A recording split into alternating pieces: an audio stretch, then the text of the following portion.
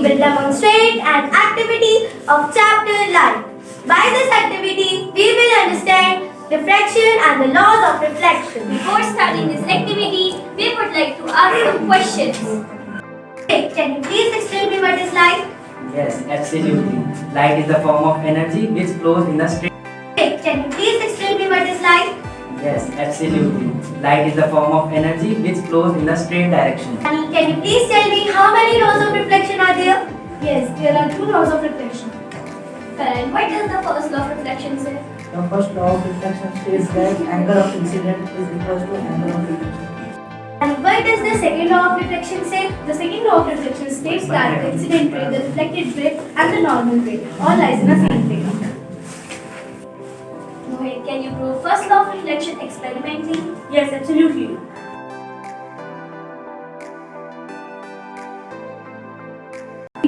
For this experiment, we need some materials like an A4 sheet of paper, a laser light, a plane mirror, a pen, a ruler, and a protector. First, we need the A4 sheet of paper. Now I am going to draw a line on it. Now I will need a mirror and then I will put it perpendicular to this paper. Now I am going to strike a light onto the mirror. We can see the light is bouncing back from a point. This point is called the point of incidence. As you can see, I have made a line perpendicular to this point of incidence. This line is called normal. The ray which strikes the point of incidence is called incident ray, and the ray which is bouncing back from a point of incidence is called reflected ray. We can see that two angles are formed here. The angle between the incident ray and the normal is called angle of incidence, which is represented as angle I, and the angle between the normal and the refracted ray is called angle of reflection, which is represented as angle R. Now we will need a protector and then I will put it here. So we can see that the angle of incidence is 40 degree and the angle of reflection is also 40 degree. When we increase the angle of incidence, we see that the angle of incidence is 60 degree and the angle of reflection is also 60 degree. When we decrease the angle of incidence, we can see that the angle of incidence is 20 degree and the angle of reflection is also 20 degree. So the first law of reflection states that the angle of incidence is always equal to the angle of reflection. Vivek, can you please prove the second law of reflection experimentally? Yes, of course. Let's see.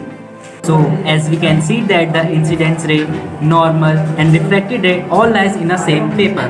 So, second law of reflection states that incidence ray, normal and reflected ray all lies in the same plane. So by this activity, we have understood about reflection And the laws of reflection. Thank you.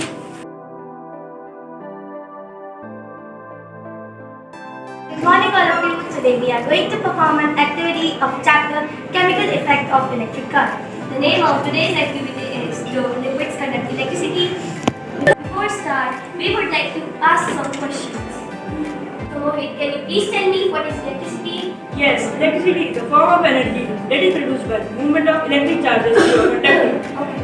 First you tell me what are the conductors? Conductors are the material which allow electricity to pass through them easily. Okay. Manoj, what are electrolytes? Electrolytes are the liquids that conduct electricity. Now Manoj, could you perform this activity? Yes, of course.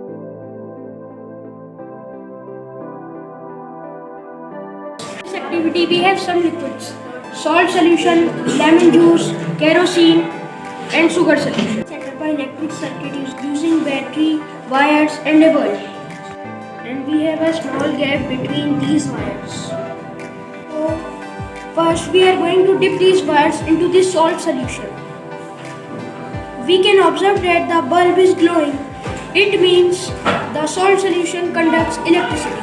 Now we are going to dip these wires into the lemon juice.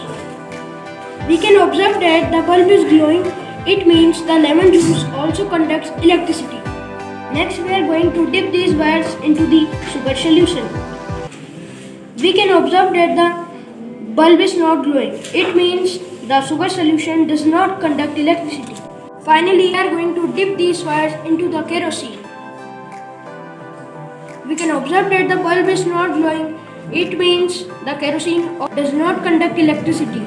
Through this activity, we conclude that containing acids, bases or salts conducts electricity, while sugar solution or kerosene do not. This happens because the electric current in liquids flows due to the presence of the ions. You like the video, like, share and subscribe our channel.